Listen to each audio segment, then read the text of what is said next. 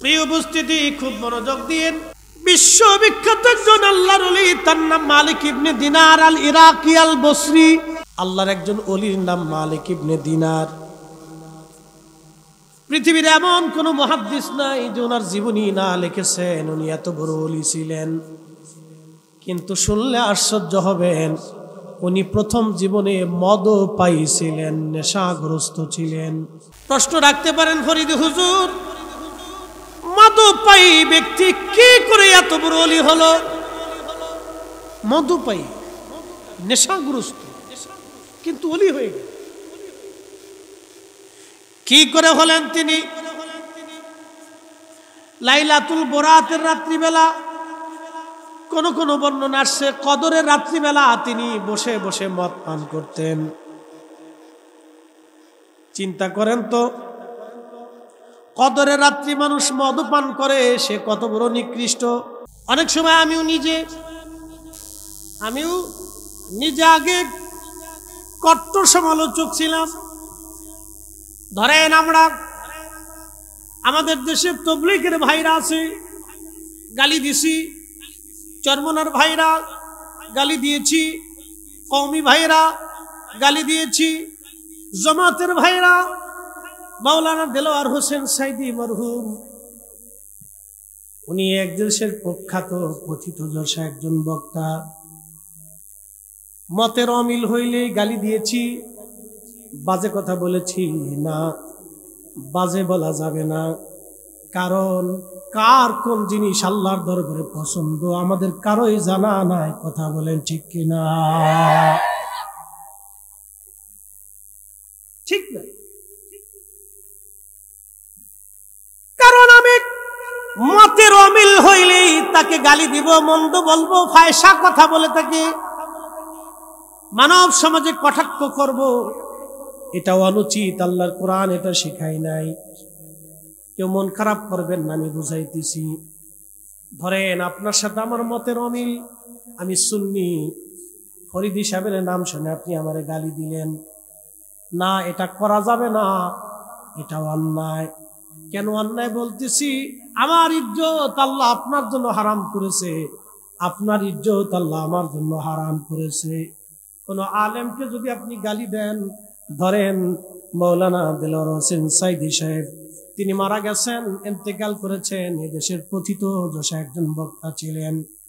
যুক্তিবাদী সাহেব, পীর সাহেবরা, এই যে আপনাদের ব্রাহ্মণবাড়িয়ার বড় হুজুর, আল্লাহর এই সমস্ত বাংলাদেশে কথিত যশা আলেম যারা আছে, আপনি যদি তারে গালি দেন, আর সে যদি সেই পাত্র না হয়, গালি দেওয়ার কারণে আপনি তার হক নষ্ট করলেন। আপনি যদি আমাকে গালি দেন, তাহলে আপনি আমার হক নষ্ট করলেন। আল্লাহ রসুল আবু জাহেল নবীজির প্রধান শত্রু ছিলেন।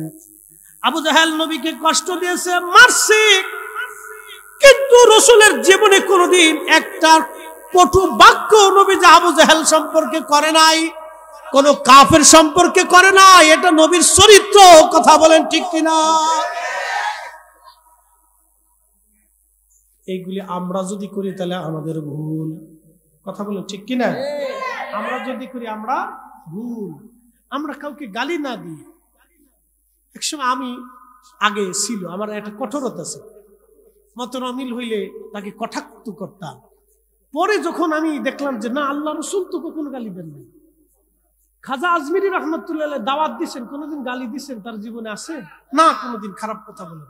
বিরোধী মতের যারা আছেন তাদেরকে কখনো কটুবাক্য করেন, গালি দেন না, তাদের নিন্দা মন্দ, দোষ চর্চা এগুলি করেন নাই। হ্যাঁ, মতানৈক্য হতে পারে, কিন্তু তার জন্য আমাদেরকে কি করতে হবে? গঠনমূলক ভাবে আমরা জবাব দিতে পারি যে আমার কোরআনে, আমার দলিলে এটা এটা আছে, আপনি দেখে নিতে পারেন। কি কথা কোন ঠিক কিনা? কিন্তু আমরা কটুবাক্য করে, খারাপ শব্দ ব্যবহার করে কাউকে কষ্ট দেওয়া যায় না। যদি আপনি আমার বাবাকে গালি দেন, তাহলে আমি কি করবো? আপনার বাবাকে গালি দেব। কথা ঠিক কিনা? যদি আপনি আমার পীরকে গালি দেন, তাহলে দেখা যায় আমি আপনার পীরকে গালি দিই। আপনি আমার একজন প্রিয় মানুষকে গালি দিলেন, তো আমি আপনার একজন প্রিয় মানুষকে গালি দিলাম। তাহলে ইট মারলে পাটকেল খেতে হয়, গালির পরিবর্তে গালি আসে। এই জন্য আল্লাহ কোরআনে বলতেছেন, উদউ ইলা সাবিলি রাব্বিকা বিল হিকমাতি ওয়াল মাউইদাতিল হাসানা, তোমরা আল্লাহর দিকে মানুষকে ডাকো সর্বপ্রথম হিকমতের মাধ্যমে, দ্বিতীয়ত ওয়া মাউইদাতিল হাসানা, তোমরা মানুষকে ওয়াজ করে করে শোনাও, নসিহত শোনাও, দাওয়াত দাও, সুন্দর শব্দমালা দিয়ে ভালো ভালো বাক্য ব্যবহার করে ভদ্রচিত কথা বলে মানুষকে আল্লাহর দিকে দাওয়াত দাও। একবার জোরে বলা যাবে কি মারহাবা। আমরা কাউকে যদি গালি দিই তাহলে এটা ভুল, এটা কি হবে? ভুল। আল্লাহ আমাদেরকে মাফ করুন। আমি নিজেও একসময় ভুলের মধ্যে ছিলাম, আল্লাহ আমাকেও ক্ষমা। পরে যখন আমি এই দুলের তাফসীর পড়লাম, বিশ্লেষণ করলাম যে না, সুফিরা পৃথিবীতে যত সুফি আসছে, আল্লাহু আকবার, চার তরিকা, কাদরিয়া, চিশতিয়া, নকশবন্দিয়া, মুজাদ্দিদিয়া, হানাফি, শাফি, মালিকি, মতানৈক্য ছিল, হাম্বলি, চার মাযহাবের আলেমদের কিন্তু মতানৈক্য ছিল, কিন্তু কেউ কাউকে কটাক্ষ কোনোদিন করে নাই। কি কথা কর না কেন? কেউ কাউরে কটাক্ষ করে নাই, গালি দেয় নাই। এটা আমাদের এই জন্য বিগত সালে যত এরকম কথা আসছে, এগুলোর জন্য আমি নিজেও অনুতপ্ত। আমার কাছে এখন খারাপ লাগে যে আমি কেন এগুলি করছি। হয়তো একজনের কটু বাক্য ব্যবহার করছি, খারাপ লাগতেছে, এগুলি ঠিক না। কারণ এখন বাংলাদেশে যে পরিবেশ আসছে, আপনি দেখেন বন্যায় মানুষ পানির নিচে আক্রান্ত, হাজার হাজার মানুষ টাকা দিয়েছে, ছোট ছোট বাচ্চারা টিভি নেট টাকা দিয়েছে, মহিলারা টাকা দিয়েছে, কলেজ ভার্সিটির ছেলেরা তাদের ভাড়া বাঁচাইয়া বন্যার্ত মানুষেরকে সাহায্য করেছে।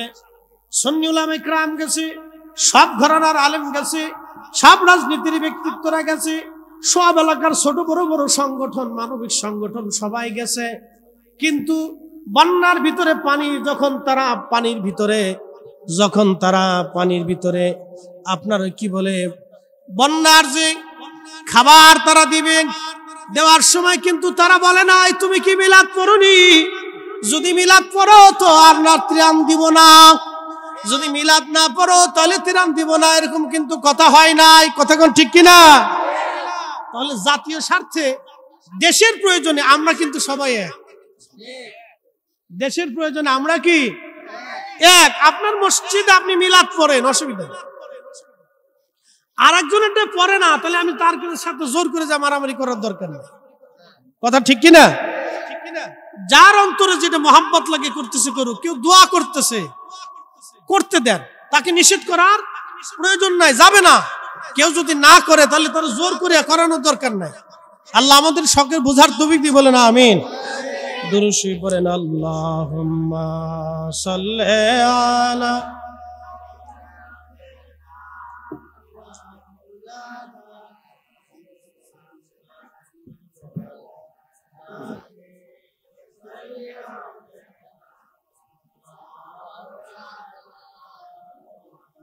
Allahumma salli ala Maulana Muhammad wa ala Sayyidina Rahmatul lil alamin अपनी उम्मतेर जाबीन रहमतुल लिल आलामीन अपनी उम्मतेर जाबीन गुनाहगारेर অতি আপনজন আল্লাহর নবী নূরের নবী ও নবী আমার জীবনের ব্রাহ্মণবাড়িয়াবাসী খুবই মনোযোগ দিয়ে কথাগুলি শুনে যাবেন। ও মুসলমান, মালিক ইবনে দিনার ওয়াজ করতেছে, লোকটা ডাক দে বলো, মালিক তোমার না কয়েক বছর আগে নেশাগ্রস্ত পাইছি, নেশা করে তুমি বুধ হয়ে পড়ে থাকতা, ওয়াজ করো কবে থেকে? তুমি ভালো হলে কবে থেকে? কেমনে তুমি ভালো হলা? মালিক ইবনে দিনার আলীরা কি বলতেছে, আল্লাহর বান্দা একটা ঘটনা আমার জীবন আজকে পরিবর্তন করে দিয়েছে। বলে কি ঘটনা? বলে ঘটনা হলো আমি রাত্রি ভর মদ পান করতাম। আমি কাস্টম অফিসার ছিলাম, ট্যাক্স আদায়কারী ছিলাম। আমি ট্যাক্স উঠাইতাম, অনেক পয়সার মালিক ছিলাম। ওই পয়সা দিয়ে মদপান করতাম। আমি কদরের রাত্রিবেলা আমি মদপান করেছি। আমার একটা ছোট্ট মেয়ে বাচ্চা হলো। মেয়েটা বড় আদরের ছিল। আমারে খুব মায়া করতো, ভালোবাসতো। আমারে সারা মেয়ে বাচ্চাটা কিছুই বুঝতো না। মালিক ইবনে দিনার আলী রাকি বসরি রাহিমাহুল্লাহ তাআলা ডাক দিয়ে বলতেছে, দুনিয়ার মানুষ, একদিন মদের বোতল নিয়ে, মদের পেয়ালা নিয়ে আমি বসে আছি। মদের পেয়ালা নিয়ে আমি বসে আছি। মদের পেয়ালা নিয়ে আমি বসা। এমন সময় মদ পান করতেছি, ছোট্ট মেয়েটা দৌড়ে আসছে। কচি কচি হাত দিয়ে আমার মদের ছোট ছোট পেয়ালা গুলি ঠেলে ঠেলে মেয়েটা ফেলে দিচ্ছিল। মেয়েটা আমার বড় আদরের ছিল, আমার কাছে ভালোই লাগতেছিল। কিন্তু পরের বছরে আমি আবার কদরের রাত্রিবেলা বসে বসে মদ পান করি। সেই দিন মদ পান করার সময় আমার চোখে জল এসে গেল। আমি চোখের পানি ফেলে ফেলে কান্না করতেছিলাম। আর চিন্তা করতেছিলাম, এই যে আমার মেয়েটা গত বছরে আমার মদের গিলাস ফেলে ফেলে দিল, আর আজকে আমার মেয়েটা 3 মাস আগে ইন্তেকাল করে কবরস্থ হয়ে গেছে। হুজুর আপনি বলে দেন, ইন্নাল মাউতাল্লাযী তাফিরুনা মিনহু ফাইন্নাহু মুলাকীকুম।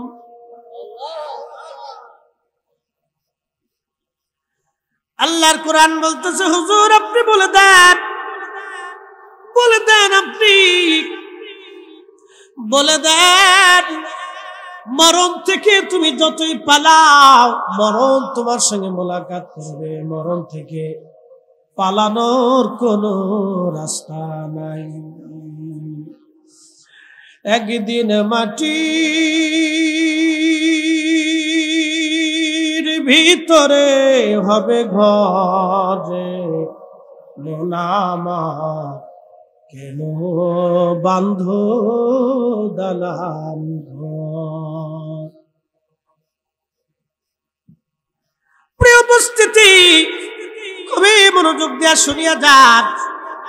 হযরত মালিক ইবনে দিনার বলতেছে, আল্লাহর বান্দা, আমার মেয়েটা 3 মাস আগে মারা গেল। আজকে আমি কদরের রাত্রিবেলা বসে বসে মদ পান করি, কিন্তু মেয়েটা আজ আমার পাশে নাই। আমার তখন খুবই খারাপ লাগতেছিল। আমি চোখের পানি ফেলে ফেলে কান্না করতেছিলাম। এমন সময় আবার ঘুম এসে গেল। আমি ঘুমায় পড়লাম। ঘুমিয়ে স্বপ্নের ঘরে দেখি কিয়ামত কায়েম হয়ে গেছে। একসাথে বলবেন কি আল্লাহু আকবার। কি কায়েম হয়েছে? কিয়ামত হবে কিনা? হবে। কিয়ামত কায়েম হয়ে গেছে। সেই দিন কিয়ামত কায়েম হয়ে গেছে। তো কিয়ামত কায়েম হয়ে যাওয়ার পরে আমি দেখলাম বিরাট বড় প্রান্তর মাঠ। এই মাঠের এক পাশে শুধু আগুন আর আগুন। কোটি কোটি মানুষ কিয়ামতের মাঠে নফসি নফসি ইয়া নফসি বলে, হায় নফসি বলে বলে ময়দানে হাসরে দৌড়াদৌড়ি করে। নিজের জন্য আফসোস করে করে কিয়ামতের মাঠে তারা দৌড়ায়।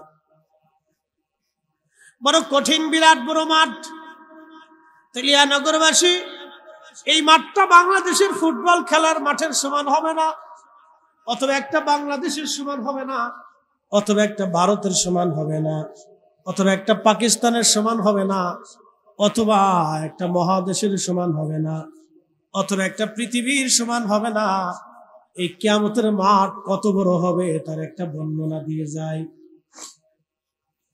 আদম আলাইহিস সালাম থেকে কিয়ামত পর্যন্ত যত মানব জাতি, সব মানব জাতি সেই দিন হাসরের মাঠে দাঁড়াবে। তাহলে মাঠ কত বড়, একসাথে বলবেন আল্লাহু আকবার। ওই যে জিনদের আদি পিতার নাম তারান্নুস, লাকব ছিল আবুল জিন। তারান্নুসের হায়াত হয়েছিল ৬০,০০০ বছর। হ্যাঁ, ৬০,০০০ বছর সে পৃথিবীতে বেঁচে ছিল। তারান্নুস উপাধি আবুল জিন, জিন জাতির আদি বাবা। আর তারান্নুস থেকে কিয়ামত পর্যন্ত যত জিন আসবে, সমস্ত জিন হাসরের মাঠে তাদের নিজস্ব আকৃতি নিয়ে আল্লাহর আদালতে দাঁড়াবে। তাহলে মাঠ কত বড় হবে। সেই দিন ফেরেশতারা একটা দুইটা ফেরেশতা না, সৃষ্টির প্রথম থেকে কিয়ামত পর্যন্ত যত ফেরেশতা আসবে, সব ফেরেশতা সেই দিন হাসরের মাঠে তাদের নিজস্ব আকৃতি নিয়ে আল্লাহর আদালতে দাঁড়াবে। তাহলে মাঠ কত বড় হবে। গরু, ছাগল, হাঁস, মুরগি, বাঘ, ভাল্লুক, সমস্ত প্রাণীরা সেই দিন হাসরের মাঠে দাঁড়ায় যাবে। আল্লাহ, তাহলে মাঠ কত বড় হবে। সেই হাসরের মাঠের দিন কত বড় হবে। আল্লাহর কোরআনে আমার মালিক আমার আল্লাহ বললেন, তাআরুজুল মালাইকাতু আর-রূহু ইলাইহি ফি ইয়াউমিন কানা মিকদারুহু 50 আলফা সানা। একবার জোরে বলা যাবে কি সুবহানাল্লাহ। আল্লাহুম্মা সাল্লি আলা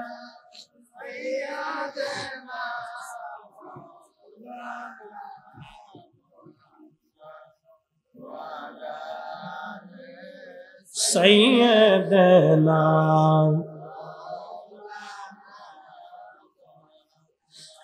রাহমাতুল লিল আলামিন, আপনি উম্মতের জাবিন।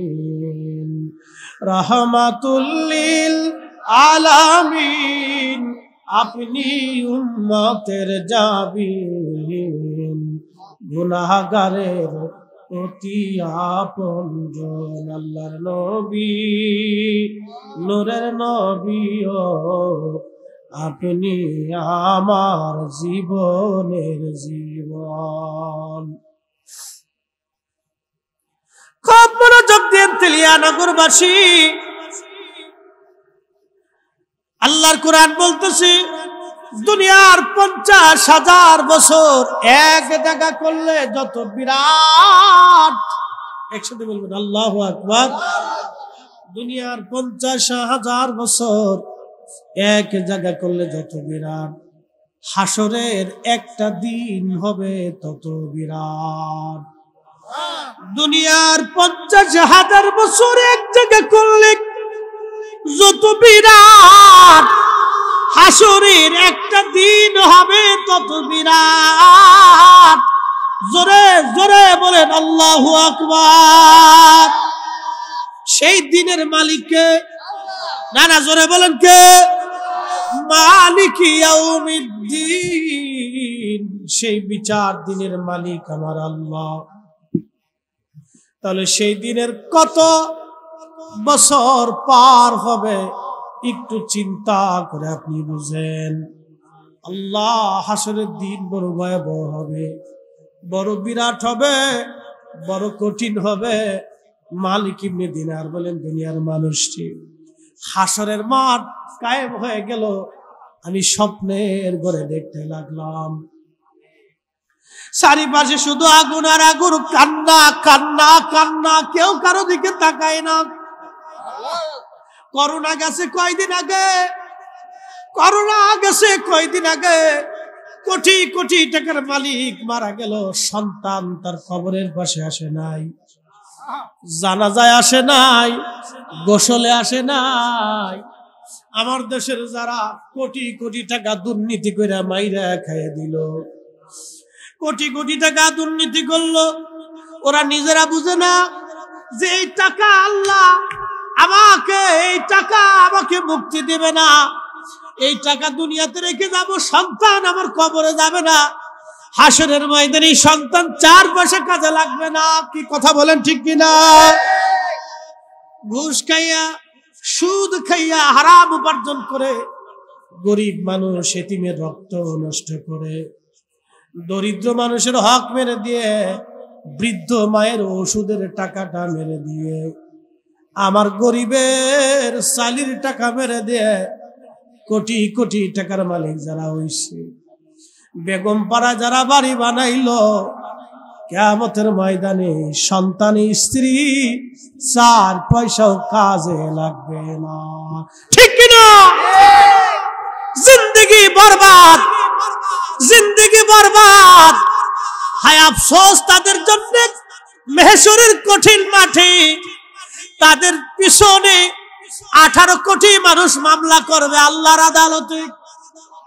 চিন্তা করেন, দুনিয়ার আদালতে মামলা হলে পুকুর দিয়ে বের হয়ে যাওয়ার সুযোগ আছে, কিন্তু এমন একজনের আদালতে মামলা হবে, তিনি আমার রব, আমার আল্লাহ, যে আদালত থেকে নিষ্কৃতি করার আর কেউ নাই। কথা বলেন ঠিক কিনা? ও তেলিয়ানগরবাসী, খুব মনোযোগ দেন। আল্লাহর আদালতে 18 কোটি মানুষ মামলা করবে, আল্লাহ আমার টিনের টাকা, রাস্তার টাকা, জমিনের টাকা, আমার বরাদ্দের টাকা, আমার কৃষির টাকা, আমার তেলের টাকা, আমার সারের টাকা, আমার বীজের টাকা, আল্লাহ আমার চিকিৎসার ওষুধের টাকা, এইগুলি সব তারা নিজেদের স্বার্থ মতো নিয়ে চলে গেল। আল্লাহ আজকে তুমি মালিকের দরবারে বিচার দায় করলাম। আল্লাহ গো, ইয়া রাব্বাল আলামিন, এই মামলার আজ ফয়সালা তুমি দিয়ে দাও। আল্লাহ পাক ডাক দিবে ফেরেশতারা, রে আমার এই বান্দাদের পাওনাগুলি মিটিয়ে দাও, মিটিয়ে দাও। ফেরেশতারা এসে বলবে, রব্বুল আলামিন, পাওনাদার এত বেশি, মিটাইতে মিটাইতে, পাওনাদারে দিতে দিতে বান্দার সমস্ত নেকি শেষ হয়ে গেছে। আল্লাহ ডাক দেবে, বান্দারে, ফেরেশতারা রে, পাওনাদার কি শেষ হয় নাই? বলে না, আল্লাহ তো সবই জানে। আল্লাহ ডাক দেবে, বলো ফেরেশতারা, পাওনাদারদের গুনাহগুলি এই বান্দার আমল নামায় ছাপায়া দাও। আল্লাহর নবী ডাকতে বলতেছে, সাহাবীরা, কিয়ামতের ময়দানে এই লোকটা গরিব, অনেক আমল নিয়ে হাসরের ময়দানে গেল, কিন্তু তার আমল নামায় কোনো নেকি নাই। শূন্য হালতে হাসরের ময়দানে বহুত পরিমাণে নেকি নিয়া, বহুত পরিমাণে গুনাহ নিয়ে জাহান্নামে চলে যাবে। এই লোকটা গরিব। সাহাবীরা জানুনি কোন লোকটা ধনী। সাহাবীরা ডাক দিয়ে বলেন, আল্লাহ রাসূলু আলাম, আল্লাহ জানে এবং তার নবী ভালো জানে। আল্লাহর নবী ডাক দেখে, সাহাবীরা, ওই লোকটা ধনী, কিয়ামতের মাঠ।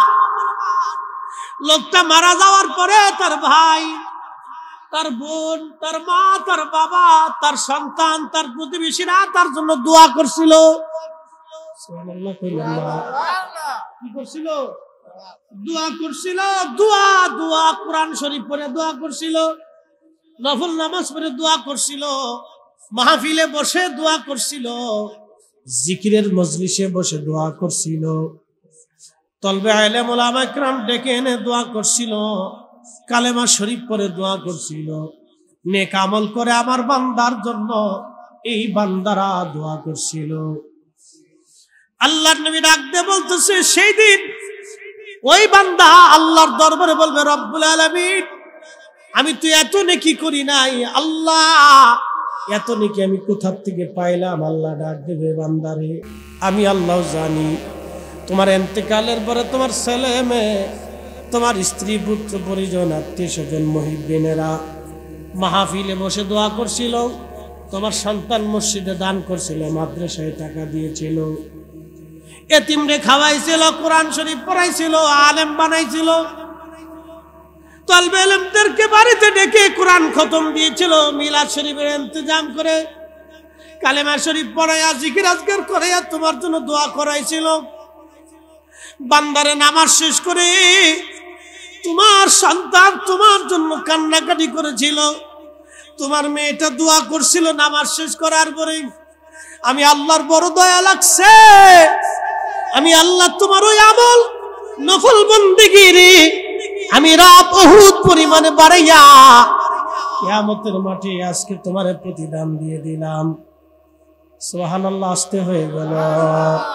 আরো জোরে বলেন, আরো জোরে। তাহলে দুয়ার দরকার আছে না নাই? কোরআন শরীফ খতম দরকার আছে না নাই? মিলাদ মাহফিল দরকার, এগুলি ঘরে ঘরে দিবেন। বাজার আল্লাহর কোরআনের চাইতে শ্রেষ্ঠ আওয়াজ আর কিছু নাই। মুসলমানের ঘরে যদি কোরআনের আওয়াজ না হয়, তাহলে কোরআনের আওয়াজ কার ঘরে হবে? নবীর দুরূদের আওয়াজ যদি মুসলমানের ঘরে নাই হলো, তাহলে কার ঘরে নবীর দুরূদের আওয়াজ হবে বলেন? এই জন্য দুরূদ চালু হতে হবে, কোরআন তেলাওয়াত চলতে হবে, জিকির হতে হবে। আল্লাহ নবী বলেন, উম্মতরে তোমার ঘরটাকে তুমি কবর বানাইও না। সাহাবীরা বলেন, ইয়া রাসূলুল্লাহ, ঘরকে কবর কেমনে বানায়? গোরস্থানে গেলে দেখবেন একবারে নিস্তব্ধ, কোনো আওয়াজ নাই।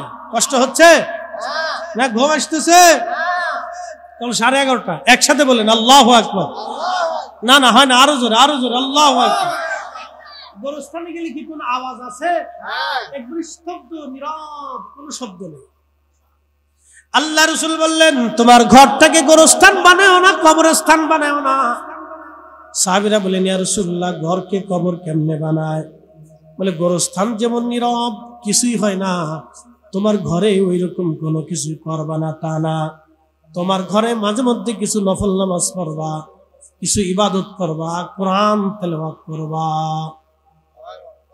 আজকে আমার দেশের মায়েরা কোরআন তেলাওয়াত ভুলে গেছে। মা স্টার জলসা জি বাংলার প্রেমে পড়ে নারী সমাজ আজকে কোরআন ভুলে গেছে। আগের যুগে আমাদের মুরব্বী দাদি নানীরা কোরআন হয়তো বিশুদ্ধ মতো পড়তে পারতো না ঠিক, কিন্তু সকালবেলা কোরআন শরীফ হাতে নিয়ে তারা ভেঙ্গে ভেঙ্গে হলো কোরআন তেলাওয়াত করত। মুসলমানের ঘরে ঘরে কোরআনের আওয়াজ ছিল, ঠিক কিনা? মুসলমানের ঘরে ঘরে কোরআনের আওয়াজ ছিল। এগুলি চালু করতে হবে, আমাদের বন্ধ করা যাবে না, এগুলি চালু রাখতে হবে। প্রিয় উপস্থিতি, তাহলে কিয়ামতের মানে ধনীকে দুনিয়াতে যার জন্য দোয়া হয়, একসাথে বলবেন আল্লাহু আকবার। দুনিয়াতে যার জন্য দোয়া হয়, কিয়ামতের মাঠে ওই লোকটা কি ধনী, কিন্তু এমন সন্তান রাখলেন যে জীবনে দোয়াও মানে না, দোয়াও করে না, দোয়া বুঝেও না।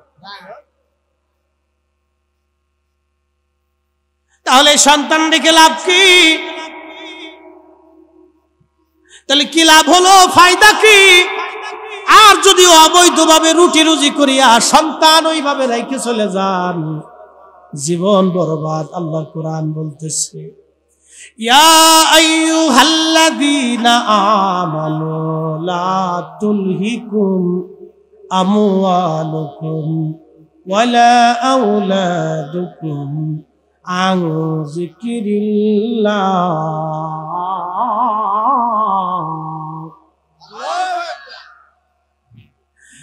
আল্লাহ ডাক দে ইমানদার, খুব মনোযোগ দিয়ে, হে ইমানদার, সম্পদের প্রেমে, সন্তানের মোহে, সন্তান এবং সম্পদ, সন্তান এবং সম্পদ এই দুইটার মোহে তোমরা আমি আল্লাহর জিকির থেকে নিজেকে গাফেল করিও না। আমার দেশের যারা পতিতদশা, দুর্নীতি, টাকা মেরে দিল, সন্তানের প্রেমে পড়ে তাকে টাকা মারলো, সম্পদের মোহে পড়ে তারা আল্লাহ ভুলে গেল। কথা কন না, ঠিক কিনা? সন্তান এবং সম্পদের মোহে পড়ে, কিন্তু আল্লাহ কোরআন বলতেছে, এ বান্দা, সন্তান এবং সম্পদের মোহে পড়ে আন যিকরিল্লাহ, তুমি আমার জিকির থেকে গাফেল হয়ে যাবে। যদি হও তো কি হবে? ওয়া ইয়াফআল যালিকা ফাউলাইকা হুমুল খাসিরুন।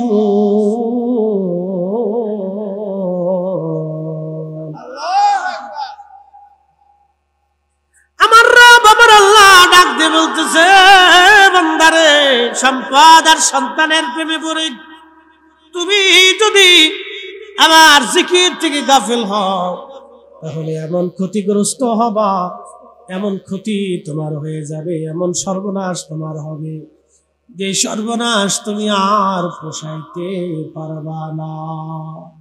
জিন্দেগি তোর যাইরে ফাঁকি দিয়া রে সোনার জিন্দেগি তোর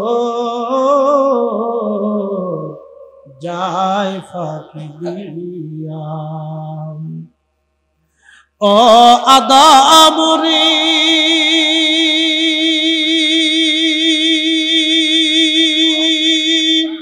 পাগ ধরিয়া গেছে দাড়ি দন্তবাসে গুটা চারি সমন জারি গিয়াছে করিয়ারে সোনার জিন্দেগি তো যায় ফাঁকি দিয়া। মালিক ইবনে দিনার বলতেছে দুনিয়ার মানুষ কঠিন মাঠ কায়েম হয়ে গেল। এমন সময় দেখি একটা বিরাট বড় সাপ আমার দাবড়াইতেছে। আল্লাহু আকবার। একটা মস্ত বড় সাপ আমার দাবড়ায়। সাপের কপালে তিলক আছে, চোখের মধ্যে তিলক আছে।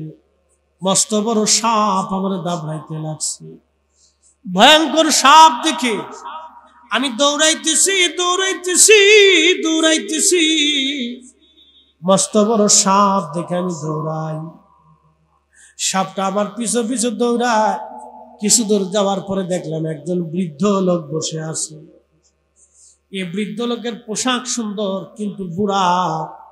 আমি তারে ডাক দেখলাম, আল্লাহর বান্দা, বিরাট বড় সাপ আমার দাবড়ায়, তুমি আমার সাহায্য করো, সাপ থেকে আমার বাঁচাও।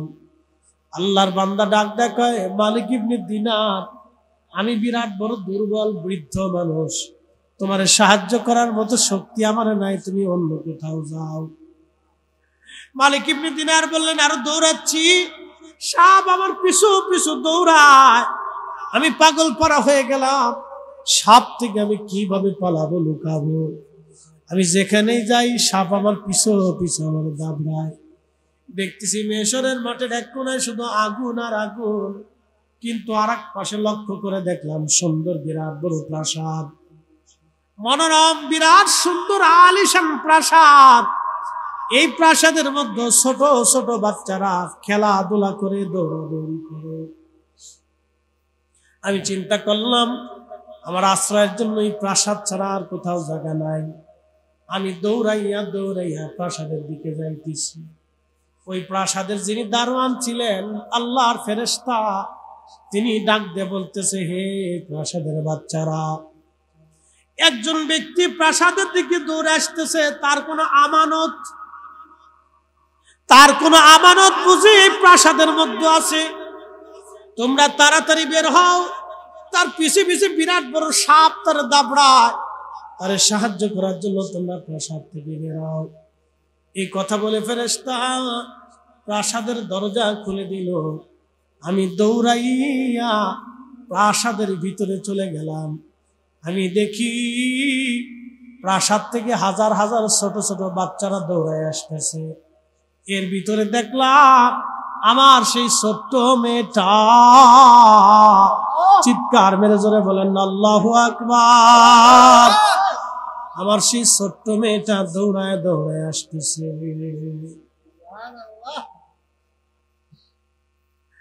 আমার এই ছোট্ট মেয়েটি দৌড়াইয়া দৌড়ে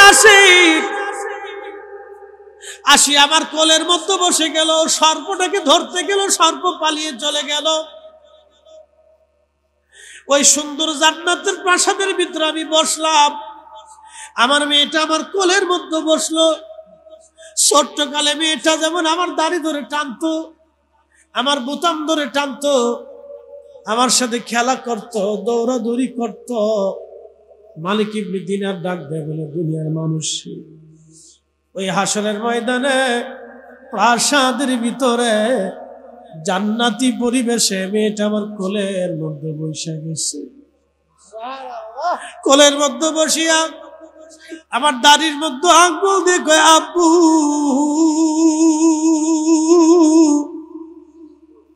তোমার কি এখনো সময় হয় নাই তুমি মদপাই থেকে ফিরে আসবা? তোমার কি এখনো সময় হয় নাই তুমি নামাজের দিকে ফিরে আসবা? তোমার কি এখনো সময় হয় না আব্বু তুমি আল্লাহর দিকে ফিরে আসবা?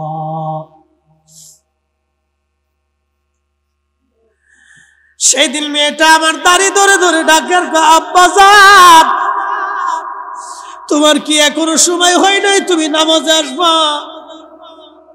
তোমার কি এখনো সময় হয় নাই তুমি জিকির আসবা? তোমার কি এখনো সময় হয় নাই তুমি আল্লাহর দিকে ফিরে আসবা? আব্বা জান আর কত দেরি? কেন গো তুমি এখনো নেশার গোনা আবদ্ধ? কেন তুমি এখনো পাপের গোনা আবদ্ধ হয়ে আছো? আমি সেই দিন মেয়েটাকে ডাক দিয়ে বললাম, মারে কঠিন হাসরের মাঠ কায়েম হয়ে গেছে। একটা মস্ত বড় সাপ আমার পিছু পিছু দৌড়ায়। মারে ওই সাপটা কি আমারে বলবা নি গো মা? মেয়েটা ডাক দেখ, আব্বা জান ওই সাপটা হলো আপনার জীবনের বদ আমল। আপনি জীবনে যত অন্যায় আমল করছেন, আমলে সালে করেন নাই, নেক আমল আপনি করেন নাই, খারাপ আমল করছেন, এই সাপটা হলো আপনার খারাপ আমল আব্বা জান।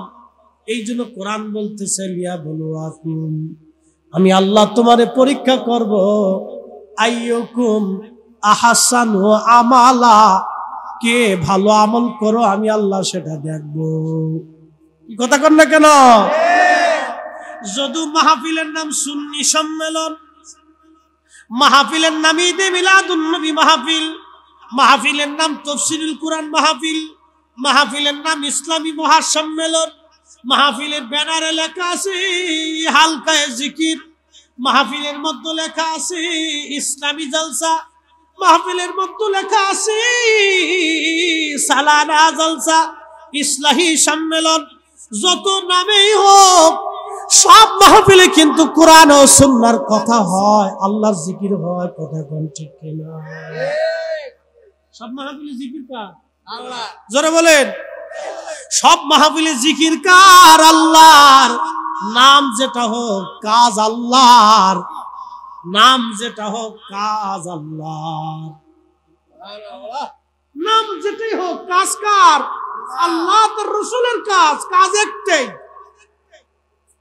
ঘুরে ফিরে সবার কাজই কিন্তু একটাই, মানুষকে আল্লাহর দিকে ডাকা। কি কথা কোন ঠিক কিনা? কার দিকে ডাকা? আল্লাহর দিকে ডাকা। সবার কাজে আল্লাহর দিকে ডাকা। মেয়েটা ডাক দেখা, আব্বা জান এখনো কি সময় হয় নাই তুমি নামাজে ফিরে আসবা? আব্বা রে ওই সাপটা হলো আপনার জীবনের বদ আমল, গুনাহ আমল, গুনাহ। আজকে আল্লাহ সর্বে আকৃতি বানাইয়া হাসরের মাঠে আপনারা শাস্তি দেওয়ার জন্য আপনার পিছনে লেলাই দিচ্ছে। মালিক ইবনে দিনার ডাক দেখা, মারে ওই যে আম্মা হাসরের ময়দানের পাশে একটা বৃদ্ধ লোকরে দেখলাম সুন্দর পোশাক পরা রে মা, ওই বৃদ্ধ লোকটাকে? মেয়েটা ডাক দেখা, আব্বা জান ওই বৃদ্ধ লোকটা হলো আপনার নেক আমল। আপনি নেক আমলটারে বুড়া বানায় রাখছেন, নামাজে যান না, রোজায় যান না, জিকিরে বসেন না, মাহফিলে আসেন না, আল্লাহর পথে দান সদকা করেন না, আব্বা জান মদপায়ী হন, খারাপ কাজ করেন, অন্যায় কাজ করেন, এগুলি হলো আপনার বদ আমল। আপনি নেক আমলটারে দুর্বল করে রাখার কারণে বাবাজি, আব্বা গো ওই নেক আমলটাকে আল্লাহ বৃদ্ধ মানে হাসরের মাঠে বসায় রাখছে। আপনি ওই নেক আমলের কাছে সাহায্যের জন্য গিয়েছিলেন, কিন্তু নেক আমলটাকে দুর্বল করে রাখার জন্য কিয়ামতের ময়দানে নেক আমল কাজে লাগে নাই। আব্বাজান এখনো কি সময় হয়নি আপনি আল্লাহর পথে ফিরে আসবেন? আব্বাজান আল্লাহর দিকে আসেন, আল্লাহর দিকে আসেন। আল্লাহর কোরআন বলতেছে ইয়া আইয়ুহান নাবিয়্যু ইন্না আরসালনাকা শাহিদ।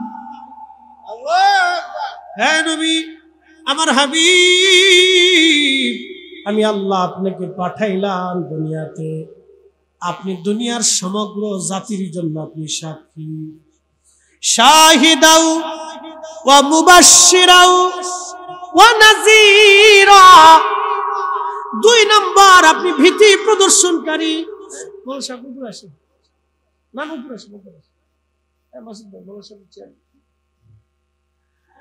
একটু দ্রুশে বলেন আল্লাহুম্মা সাল্লি আলা সাইয়্যিদিনা মাওলানা মুহাম্মদ।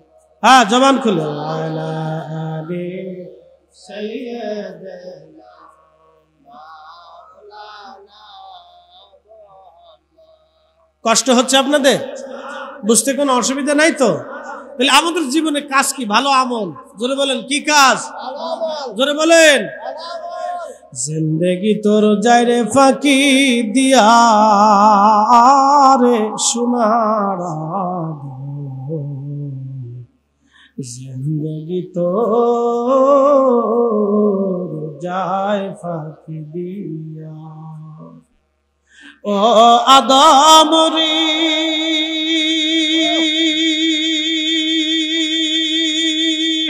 পাক ধরিয়া গেছে দাড়ি, দন্তবাসে গোটাচারি, সমন জারি গিয়াছে করিয়ারে সোনার, জিন্দগি তো যায় ফাঁকি দিয়া। খুব মনোযোগ। হযরত মালিক ইবনে দিনার আলী রাকি ডাক দে বলে, মা, কিন্তু বিষয় বুঝলাম না, এই প্রাসাদে কারা? আল্লাহু আকবার। বলে, মার এই প্রাসাদে কারা?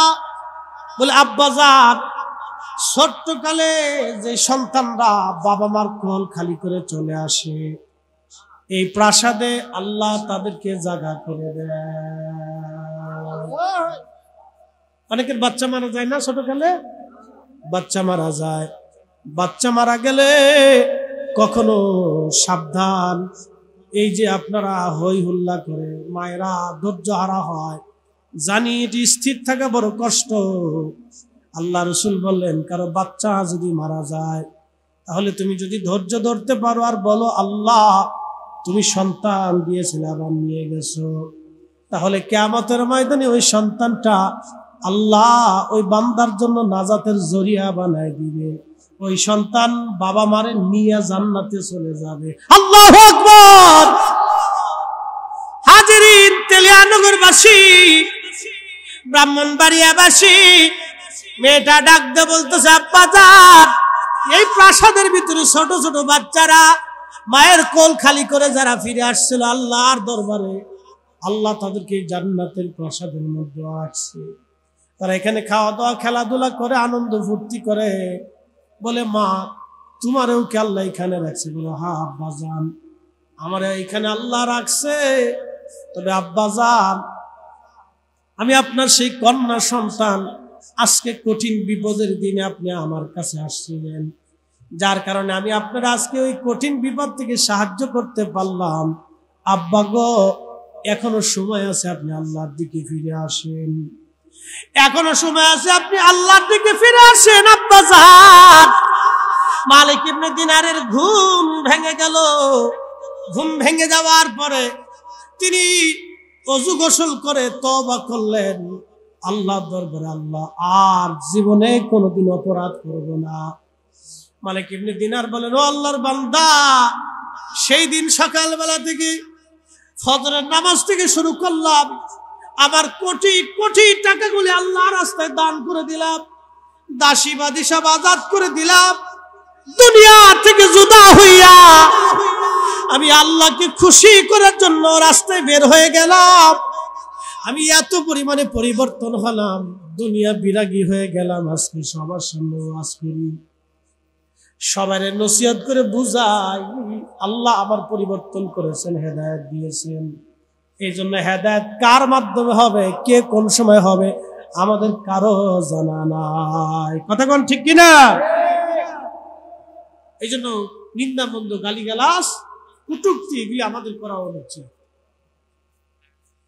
আমাদের এখন আমরা যে পরিবেশে আছি সারা বাংলাদেশে, আমাদের সব আলেমদেরকে সহনশীল হতে হবে। আগের সব জিনিস ভুলে যেতে হবে, আগের সব কি করতে হবে, ভুলে যেতে হবে। আগে আমরা অনেক ভুল হয়েছে, আমারও হয়েছে।